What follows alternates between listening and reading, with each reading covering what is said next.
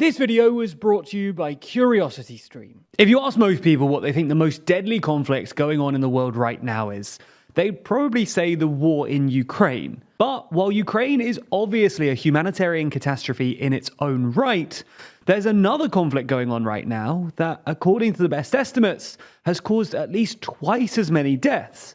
And that's the ongoing civil war in Ethiopia.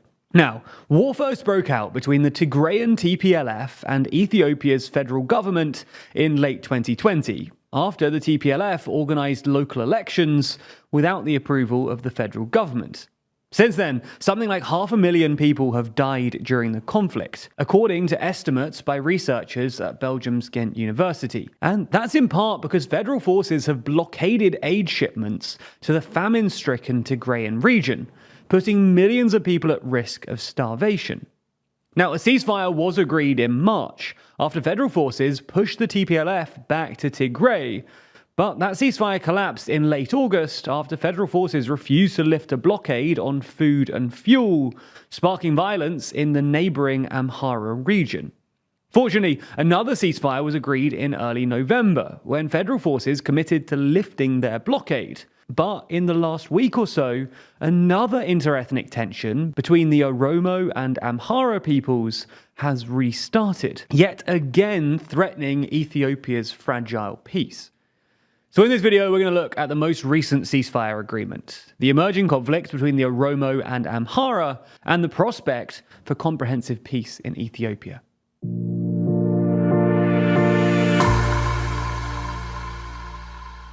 Now, to understand the most recent ceasefire, it's helpful to go back and look at the previous one, which was agreed back in March of this year. At the time, the TPLF were in a pretty desperate position. Federal forces, helped by aid shipments from the likes of the UAE and Turkey, had pushed them back to the Tigray region, and the entire region was facing a catastrophic famine.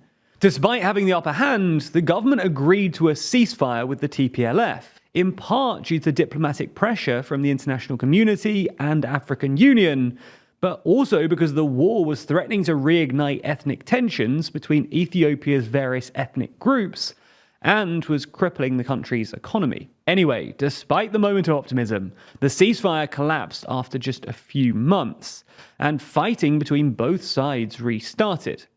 Now, there are basically two reasons that this previous ceasefire collapsed. Firstly, a lack of aid to Tigray. That's because since the early days of the war, federal forces have been preventing aid shipments from entering Tigray, putting millions of Tigrayans at risk of starvation in an attempt to leverage the TPLF into surrendering. And Tigray was already suffering through a long-running drought, which has buffeted the Horn of Africa for the past 4 years, putting some 22 million people in Kenya, Somalia, and Ethiopia at risk of starvation, according to the UN. Rising food prices in the past 2 years have also exacerbated the crisis, which is why the majority of Tigray was already in a state of food insecurity before the war began.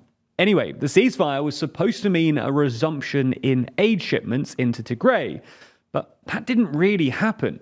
While the blockade was partially lifted, there still wasn't enough food getting into the region to stave off a famine. And Abiy Ahmed and the government said that they wouldn't fully lift the blockade until the TPLF withdrew all of their troops from the front lines. And the TPLF didn't agree to this because they were worried that federal forces would just storm in. The second reason the previous ceasefire collapsed was continuing violence by government-adjacent troops. While Abiy denies it in public, federal forces have basically formed alliances with two other groups, the FANO, an Amhara ethnic militia, and Eritrea, which, for those of you who don't know, is a country just north of Ethiopia, led by a brutal authoritarian.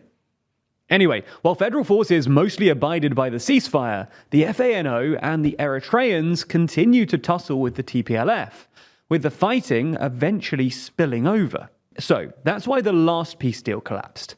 But this new one, agreed on November 13th, exactly 2 years after fighting began in Tigray, attempts to remedy those issues. The agreement, formerly known as the Agreement for a Lasting Peace, was followed by what's known as the Nairobi Declaration on November 12th, an agreement between the respective military commanders on how the peace deal would actually be implemented. Importantly, the Nairobi Declaration directly addresses the two things that scuppered the previous ceasefire. It requires that A, federal forces completely allow aid into Tigray entirely unhindered, and that B, all non-ENDF forces, which includes things like the Eritreans and the FANO, withdraw from Tigray. Now, so far, progress on that peace deal has been mixed. The WHO still claims that federal forces are enforcing a partial blockade into Tigray, and that not enough humanitarian aid is getting into the region. Nonetheless, there is more aid getting through than there was under the previous ceasefire, and the fighting has died down significantly. The TPLF has also made significant progress in disengagement. On December 4th, a TPLF commander announced that 65% of their forces had withdrawn from the front lines. So you get the idea. While there are still questions about aid shipments, there is reason for optimism, and this peace deal looks more likely to succeed than its predecessor did. However, just as violence has died down in Tigray, another conflict has popped up in the Oromia region between Oromo and Amhara ethnic militias.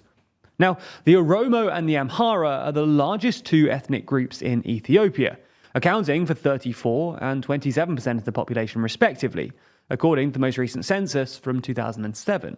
And the two groups have a long history of interethnic tensions, beginning in the 19th century, when Amhara warlords essentially colonized what was known as Oromia. These tensions have since been exacerbated by the dominating influence of the Amhara's elites in Ethiopia's politics, and many Oromo nationalists have been disappointed that Abiy, who is himself an Oromo, hasn't done more to guarantee Oromia regional autonomy, instead moving towards a more centralized state structure. As such, a full-on conflict has been on the cards since last year, when the largest Oromo and Amhara ethnic militias joined opposite sides of the civil war. While the FANO joined forces with Abiy, the main Oromo ethnic militia, the Oromo Liberation Army, or OLA, joined forces with the TPLF. And perhaps unsurprisingly, the sight of Oromo and Amhara militiamen killing one another has further strained Oromo-Amhara relations. And in just the last couple of weeks, interethnic fighting has exploded. The fighting has been centered around the Amhara-Oromia border, especially in the town of Wolaga. And Oromo political groups have even told Oromo civilians to arm themselves in anticipation for a full-on war. In fact, the videos coming out of the region at the moment are truly horrifying, things we could never show in this video, including things like decapitations and public beatings. So, while the original conflict looks to be improving slightly and slowly, this new one is only really getting worse. So, how could all of this possibly be solved? Is there any way for Ethiopia to achieve comprehensive peace? Well, hopefully, if the peace deal in Tigray survives, then Addis Ababa will have the capacity to focus on the conflict in Oromia and get that under better control. But perhaps the main thing required is more attention from the international community. While there's reasons to be skeptical about the efficacy of foreign intervention in these sorts of conflicts, the peace deal in Tigray was the result of diplomatic pressure from the African Union, the EU, and US. And without further diplomatic pressure, it's hard to see Abiy, who's become an increasingly controversial figure within Ethiopia, successfully stemming the tide of interethnic violence that's currently swelling in the country. You've heard me tell you about Nebula before, but there's a big sale on right now, so if you've ever considered signing up, now's the time. Essentially though, Nebula is the streaming service we built with a bunch of your other favourite creators. Over there, we've posted a bunch of exclusive full-length TLDR videos which will never come to YouTube, but you'll also find a load of our normal videos early and ad-free there too. As I said, it's not just us either. There's tons of other amazing creators too, which makes it astonishing you can get all of this exclusive and ad-free content for less than $1 a month. Normally, people sell you things as being less than a cup of coffee. This is less than a bottle of water, and a fraction of what other streaming services are charging. Services which don't directly support independent creators. This crazy good offer is only available right now, and it's only possible through our Nebula Curiosity Stream bundle.